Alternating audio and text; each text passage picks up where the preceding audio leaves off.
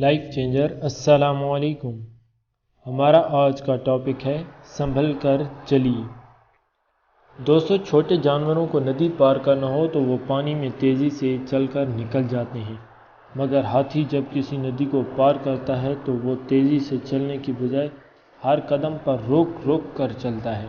وہ قدم نہایت احتیاط سے رکھتا ہوا آگے بڑھتا ہے۔ اس فرق کی وجہ یہ ہے کہ چھوٹے جانوروں کے لیے کوئی خطرہ نہیں۔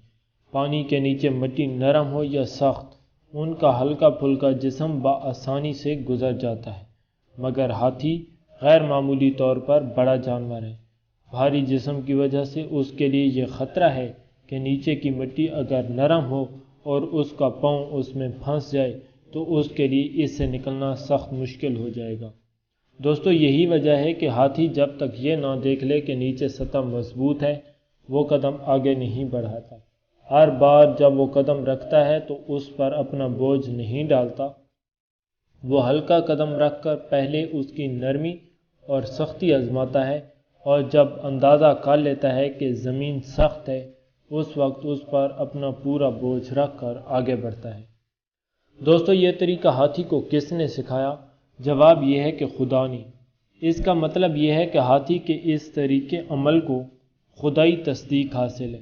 گویا زندگی کے لیے خدا کا بتایا ہوا سبق یہ ہے کہ جب راستے میں کسی خطرے کا اندیشہ ہو تو اس طرح نہ چلا جائے جس طرح پرخطر راستے پر چلا جاتا ہے، بلکہ ہر قدم سنبھل کر رکھا جائے، زمین کی قوت کا اندازہ کرتے ہوئے آگے بڑھا جائے۔ انسان کو خدا نے ہاتھی سے زیادہ عقل دی ہے۔ جہاں بارود کے ذخیرے ہوں وہاں آدمی دیا سلائی نہیں جلاتا۔ جس ٹرین میں پیٹرول کے ڈبے لگے ہوں اس کا ڈرائیور بے احتیاطی کے ساتھ اس کی شٹنگ نہیں کرتا، مگر اسی اصول کو اکثر لوگ سماجی زندگی میں بھول جاتے ہیں۔ ہر سماج میں طرح طرح کے انسان ہوتے ہیں اور وہ طرح طرح کے حالات پیدا کیے رہتے ہیں۔ سماج میں کہیں دلدل ہوتا ہے اور کہیں پیٹرول، کہیں کانٹا ہوتا ہے اور کہیں گڑھا۔ عقل مند وہ ہے جو اس قسم کے سماجی مواقع سے بچ کر نکل جائے، نہ کہ اس سے الجھ کر اپنا راستہ کھوٹا کرے۔ دوستو، جس آدمی کے سامنے کوئی مقصد ہو وہ راستہ کی ناخوشگواریوں سے کبھی نہیں الجھے گا، کیونکہ وہ جانتا ہے کہ ان سے الجھنا اپنے آپ کو اپنے مقصد سے دور کر لینا ہے۔ بامقصد آدمی کی توجہ آگے کی طرف ہوتی ہے، نہ کہ دائیں بائیں کی طرف۔